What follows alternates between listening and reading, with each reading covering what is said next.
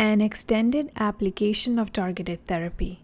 The starting point must be to bring about change in the individual.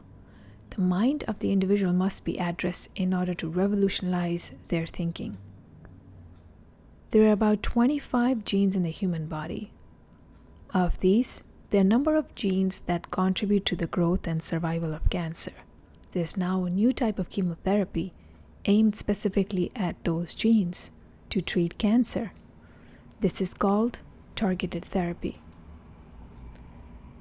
The same technique of targeted therapy is invaluable when it comes to human reform. The governing factor in human behavior being the mind, any major improvement in human conduct must start with an in-depth modification of the thinking process. Moreover, the method of targeted therapy is useful in many aspects of human life. It is beneficial both in the upkeep of physical health and in development of healthy personality.